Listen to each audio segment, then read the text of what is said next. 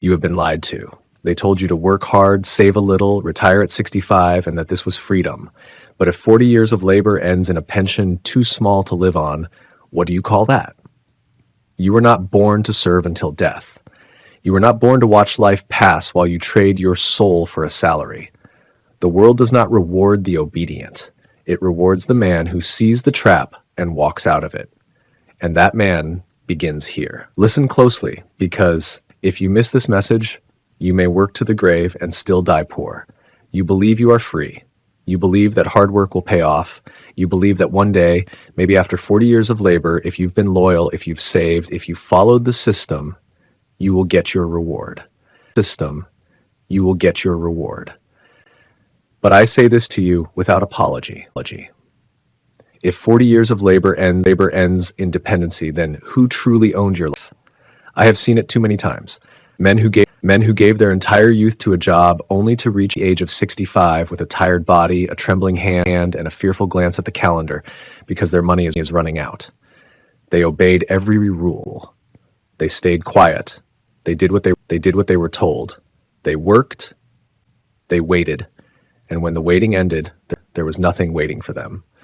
I ask you again, who owns the life of a man who gives it away one paycheck at a time, only to die uncertain, unfree, and unremembered? You must understand this. Slavery has changed its costume, but it has never left. The chains are no longer metal. They are made of routine, of debt, of low expectation, of unexamined beliefs. You were told that the system works if you follow it, but what you were not told is that the system was never designed to make you rich. It was designed to make you useful to someone else's wealth. I will not soften my words. I am not here to encourage you. I am here to awaken you. Because until you see the truth of your condition, you will never walk free. You will smile politely while you waste your years and call it responsibility. You will praise the men who enslave you and call it employment. You will wait for a retirement that barely covers your rent and call it security. This is not a tragedy. This is not a tragedy. This is a choice. And that means it can be unchosen if you are bold enough to face it. Now, in this speech, I will give you the laws that the wealthy learned while others were asleep. I will tell you exactly how Carnegie, Rockefeller, Schwab, Ford, and Lincoln rose from nothing. Not by chance, not by favor, but by alignment with truth and obedience to law. You will learn why work alone will never make you free. Why retirement is the reward of the obedient, not the free. How schools are designed to shape employees, not owners. Why your job is not a plan, it is a placeholder. How the rich obey invisible spiritual laws that poor men ignore. How your daily habits form the prison you call life. Why waiting is the enemy and movement is the cure. And how the man who refuses to serve eventually becomes the one who commands. You will answer these questions. What is my life really producing? Have I mistaken obedience for purpose? Why have I delayed the building of wealth? What must I stop doing immediately? What must I repeat every day until my freedom is real? If you are honest, truly honest, you will realize that you are not free. Not yet. But if you stay with me, if you listen to every word, if you repeat what I teach and apply it with precision, you will no longer work until death.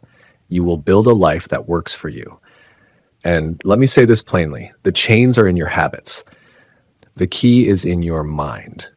And this is your last warning before time makes the decision for you. Affirm this aloud now. I refuse to work my life away and die poor. I was born to own, not to obey. Let us move forward now into part 1. Work alone will never make you free. You have been taught to believe in labor. You have been told that hard work is the answer, that if you simply clock in, stay late, serve well, keep your head down, you will one day rise. But the truth is this, work alone, head down, you will one day rise. But the truth is this, work alone will never make you free. You can sell your strength to another man's dream for 40 years and still die without a name. You can give your finest decades to a factory, to a company, to an office, and still retire into scarcity, watching the calendar and the checkbook with equal fear. I do not speak against work. I speak against misplaced loyalty. The man who works without thought is no better than a machine. The who works without purpose is no freer than a mule. And the man who works without ownership is still a servant, no matter how large the paycheck appears. Let me teach you the difference between labor and wealth. Labor is the effort of the body. Wealth is the command of thought. Most men sell their hours for another man's vision because they never understood this law. Money obeys thought, not time. A man can spend his entire life in toil and be passed by the thinker who dared to build a system. A man can spend his entire life in toil and be passed by the thinker who dared to build a system. One man digs a hole. The other sells the shovel. Who do you think gets rich? The poor man always points to effort. He says, "I worked hard. I showed up every day." But he does not realize that the reward never goes to the one who merely shows up. It goes to the one who builds leverage. The man who through definite thought creates something that works without him. Andrew Carnegie worked once and profited forever. He did not simply swing hammers in a steel mill. He designed an empire. He built a system of processes, men, and materials that multiplied while he slept. He used his mind to organize men with skill and vision. And from that moment forward, his ideas earned more than any single day of labor ever could. That is the secret the worker never learns. That the mind is the only true factory of fortune. Yet you have been trained differently. From youth, you were taught to associate, yet you have been trained differently. From youth, you were taught to associate hours with income. To believe that your value is based on how much time you give. But time is a poor man's currency. It is the one thing you can never earn back. And every time you trade it for someone else's dream, you are selling the only thing that is truly yours. The truth is this: men were trained to work, not to think. They were trained to obey, not to build. And now they wonder why they labor for a lifetime and have nothing to show. It is not injustice. It is programming. And it must be broken. You cannot continue to believe that more effort will bring more freedom. It will not. What brings freedom is ownership. Ownership of thought, ownership of systems, ownership of purpose. Until you stop working blindly and start working with definiteness, you will always trade your life for crumbs. Listen to me. A man who never escapes hourly labor dies a servant. It matters not whether you... Listen to me. A man who never escapes hourly labor dies a servant. It matters not whether you wear a suit or swing a hammer. If you trade your time for pay with no greater plan, you are merely a more expensive slave. But there is a way out. There is a new law to obey, a new identity to form, and it's here. Affirm now. Speak with power. I do not sell my life for crumbs. My work builds ownership, not dependence. This is the beginning of your liberation. But if you stop here, you will fall back into the same old cell. So let us move forward. Part 2, the retirement lie. A slave's reward. You were told to wait until your 60s. Work while you're young. Save a little here. Sacrifice today so you can enjoy tomorrow. And when tomorrow comes, you're tired. You're broke. And your freedom is nothing but a memory you never lived. Is the lie they gave slaves so they wouldn't revolt. The truth they never told you is this: you are not saving for freedom. You are saving to delay collapse. The whole structure was built on the assumption that you would obey long enough to be too weak to question it. They gave you just enough security to keep you from running, just enough hope to keep you from asking, and just enough fear to keep you working. I say this without apology. The man who waits until 65 to begin living was never alive to begin with. You think retirement is a reward? It is a leash. They call it a pension. I call it permission to survive. You were never supposed to reach your final years with dread in your chest and a calculator in your hand. That is not freedom. That is a sentence. And the only crime you committed was trusting a system that was never built to set you free. Let me show you how wealth works. Not the fantasy, but the formula. True wealth is not saved. It is not rationed. It is not handed out at the end like a prize for obedience. True wealth is built through value. It is the byproduct of thought, decision, and the courage to step off the assembly line. Look at Henry Ford. He didn't save his way into millions. He didn't work for someone else until he was 65. He created something that multiplied without him. He built systems. He saw opportunity where others only saw jobs. And because of that, his wealth worked while he slept. That is the difference between the man who builds and the man who, and because of that, his wealth worked while he slept. That is the difference between the man who builds and the man who waits. The builder lives now. The waiter dies hoping. You were taught that delayed gratification is the key to success. But the truth is that delayed vision is death.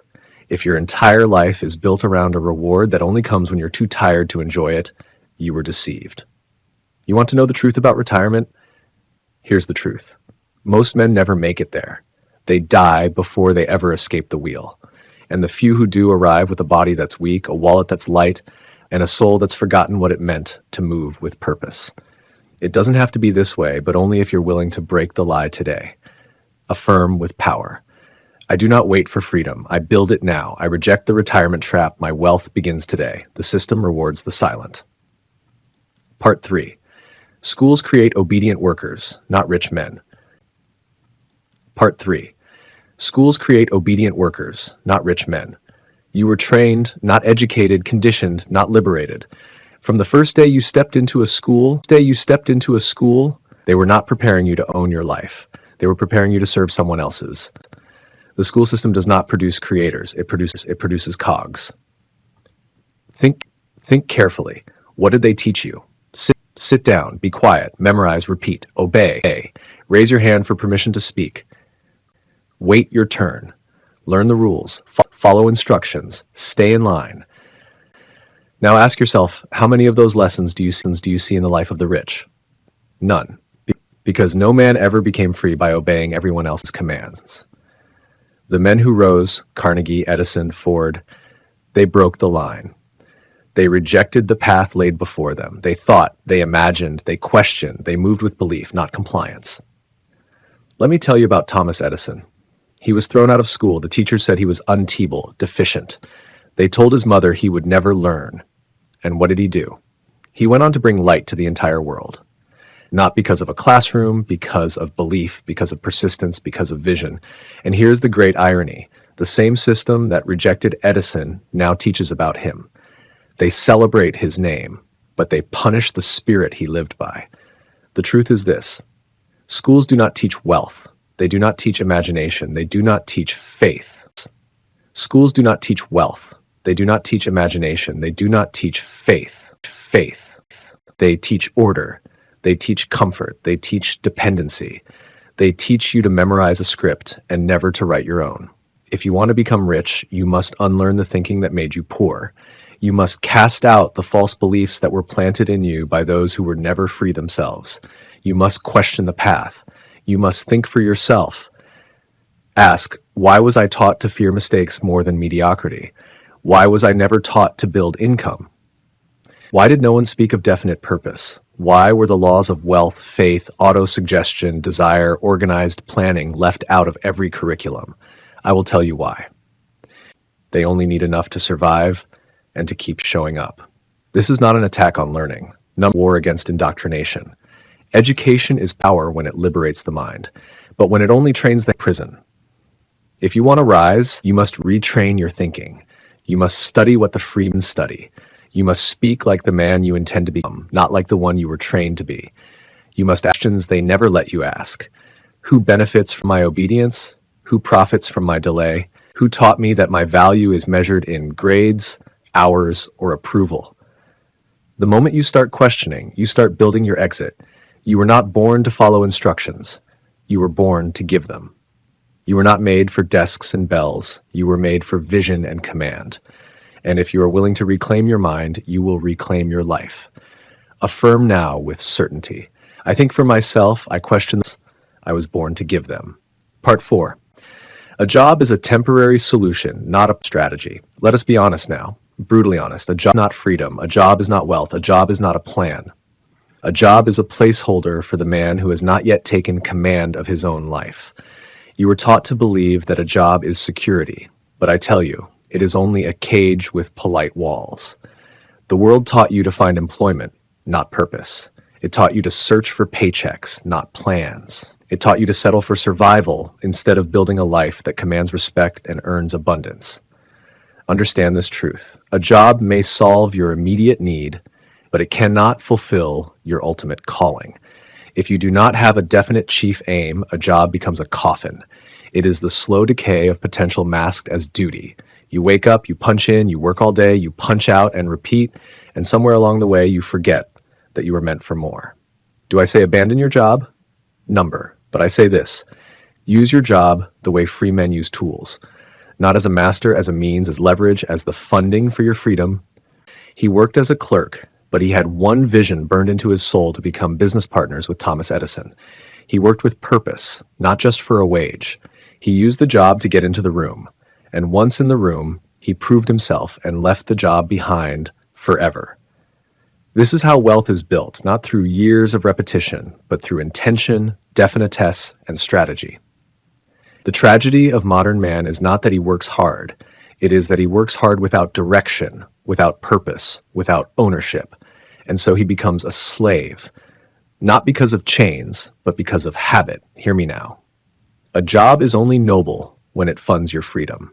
If you are still working to stay alive, you are not yet free. If you are still hoping for a raise instead of building income streams, you are not yet free. If your days are consumed with tasks that build someone else's dream and leave yours dormant, you are not yet free, but you can be. The door is open, but you must stop kneeling before the entire life, renting your time. Own your days. Command your income. Use your job. Use you. Say it with conviction.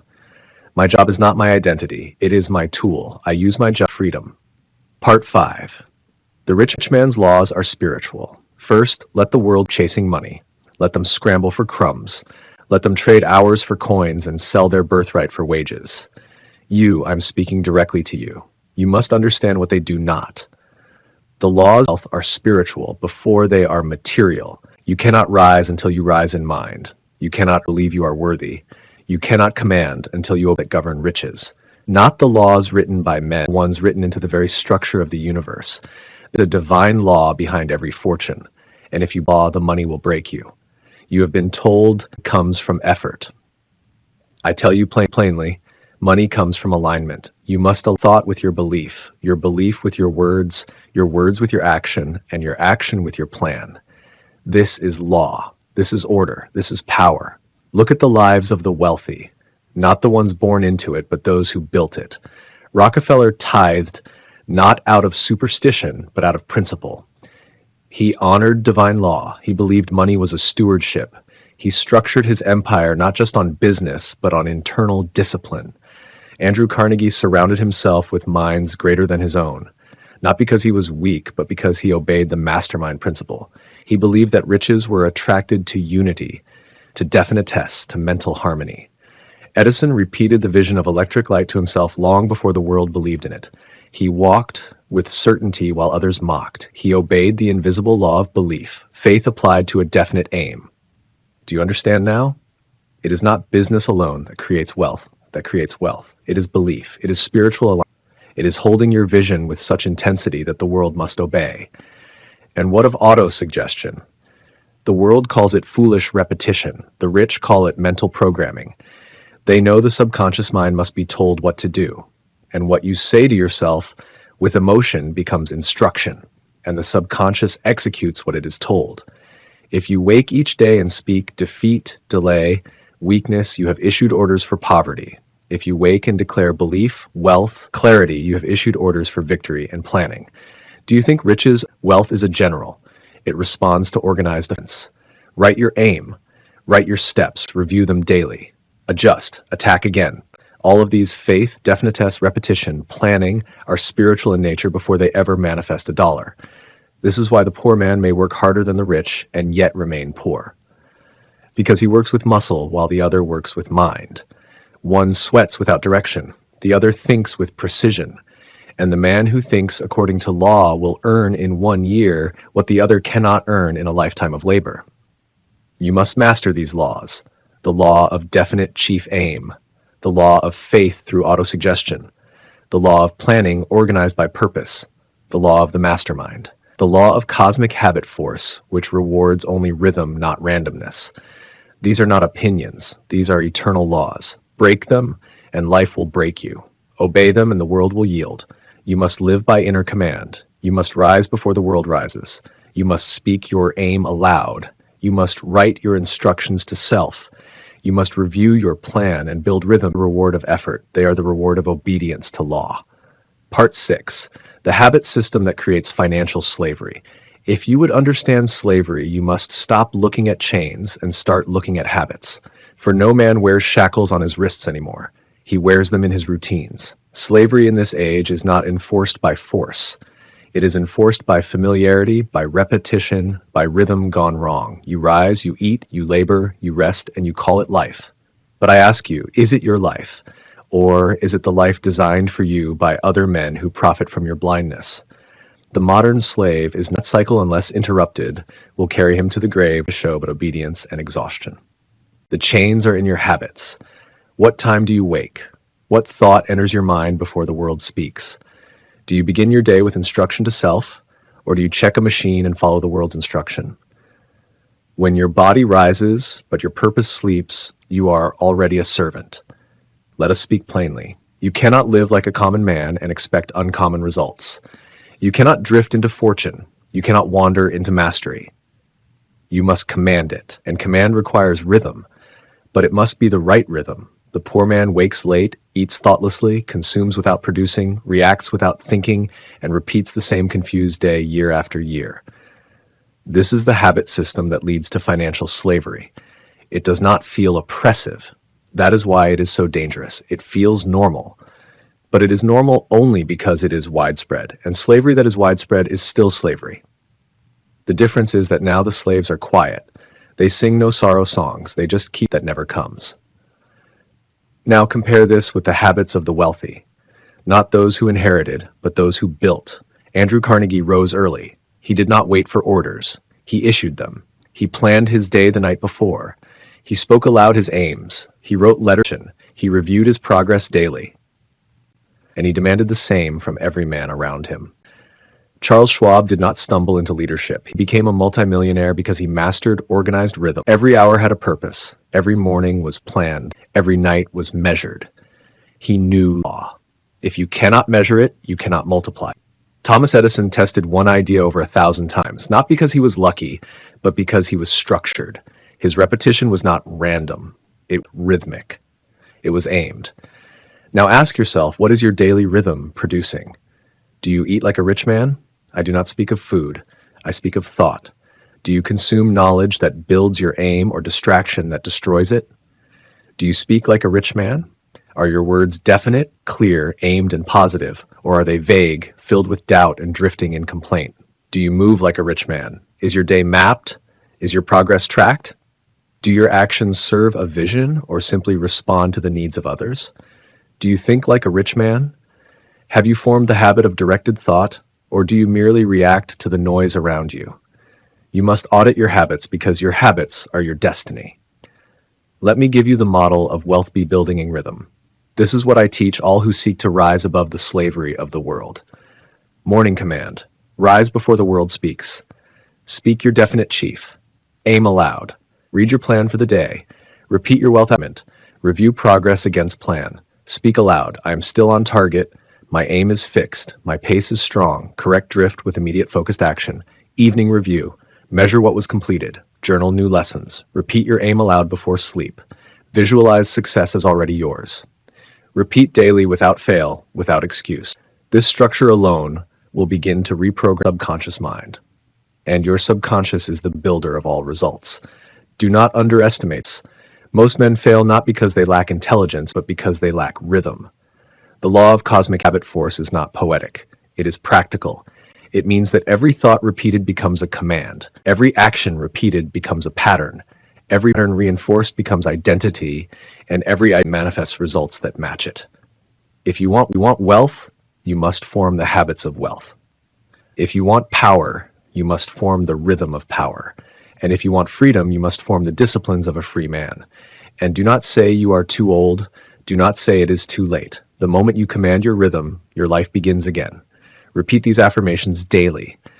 My habits build freedom or chains. Command myself into power. Now write your daily rhythm. Practice it tomorrow and the next and the next. Do not skip, do not drift, do not delay. You are either forming the habits of freedom or you are wearing the slavery. Part 7. If you wait, you will serve those who did not. There is a law few men are willing to confront, a law more sobering than failure and more costly than ignorance. He who waits serves the man who does not. The world has never rewarded hesitation. It has never crowned the cautious. It has never surrendered its riches to the man who delayed. Look around you at every industry, every street, every corner of society, and you will find the same truth. The men who rule are for permission. They are the ones who moved when others paused, decided when others doubted, and acted when others were still seeking clarity. Wealth does not come to the brilliant. It does not come to the good. It does not come to the hopeful. It comes to the man who moves. It finds its way into the hands of the one who stepped into the storm, made a decision under pressure, and claimed his portion while others still counted the cost. You think life will give you time? You think opportunity will wait?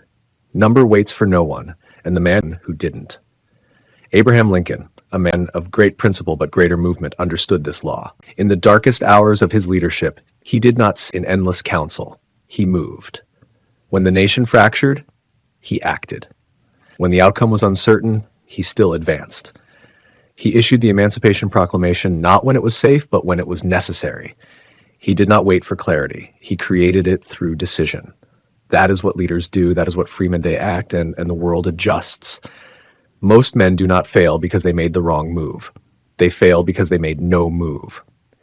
They wait for the economy to shift, for the perfect plan to emerge, for fear to disappear, for someone else to show them the way. But understand this. Waiting is not neutral. Waiting is movement backward. Every day you delay, another man acts, another man builds, another man claims the ground you forfeited, and then when your years have passed and your energy is gone, you will find yourself in service to him. Not because he was better, not because he was chosen, but because he moved. I must say it plain. Your delays will become your chains. And I know the voice that tries to excuse this. I'm still researching. I'm just not ready. I'm being patient. Let me tell you something that the rich understand and the poor ignore. Patience is only a virtue when it is paired with action. Patience without movement is paralysis. And paralysis is, look at the wealthy, not one of them waited. Carnegie started in poverty, but he acted. He moved organized steel when others feared risk. Ford to mass produce when others mocked the idea. Edison declared his inventions before they worked because he understood the law. Movement seeds manifestation. So what are you waiting for? Are you waiting for the economy to improve? While you wait, someone is creating their own economy. Are you waiting for more knowledge? While you wait, less intelligence is building more wealth. Are you waiting for courage? Courage is not something you feel. It is something you decide. The tragedy is not that men fail. The tragedy is that they delay and delay and delay until the very life they wanted is now owned by someone else. And so I warn you, failure and fortune alike, if you wait, you will work for the man who didn't. If you hesitate, your children will serve the children of the man who didn't. If you pause, your dream will be built by the man who did, and your name will not be on it. You may think you're incautious, but the law of the world is movement. Do not move, are trampled, and no excuse will spare you. I do not speak this to frighten you. I speak this to awaken you. The time is now. The door is open, but it will not remain open forever. Say these words with me. Let them burn into your being. I act while others wait. My speed creates my freedom. Do not let your habits be slow. Do not let your voice be hesitant. Do not let your life be a monument to what could have been. Move, decide, building. Now, part 8. The man who refuses to serve becomes the one who commands. Let us now bring every law, every truth, and every warning to its final conclusion. Identity. For until you transform who you are, no change in your habits, no change in your income, no change in your environment will last. And no man can command until he first refuses to serve. I do not speak of service to others, for there is honor in building, in giving, in contributing. I speak of servitude to fear, to routine, to wage, to maintenance. The man who wakes each morning only to serve the vision, who never writes his own aim, who waits for order, drowns in tasks without purpose. That man is not free. That man is not fulfilled. That man is not the master. And I tell you, with the force of law, that man can be transformed. He must, or else he will become what this system designed him to be, a worker until death, a consumer until empty, a servant until forgotten. The turning point, the line between labor and leadership is this self, not emotion, not wish, not even effort, command. And that command begins with the mind. A man who masters himself no longer obeys the world, obeys him. The market shifts to make room for his value. The people adjust to match his belief. The money moves toward his aim because he moves toward it with hesitation. Let me speak to you plainly now. You can die as a laborer or rise as a leader. The difference is not money. It is thought, discipline, and decision. You were not born to merely work. You were born to build. You were not born to be instructed. You were born to direct. You were not born to comply. You were born to create. And if you are still breathing, still hearing these words, it means it is not too late. But understand this is the final gate. You must cross it or forever live beneath it. What must you do? First, write your definite chief aim, not tomorrow. Now decide who you are, what you demand from life, how you will serve others through your purpose, and make it clear, bold, and written.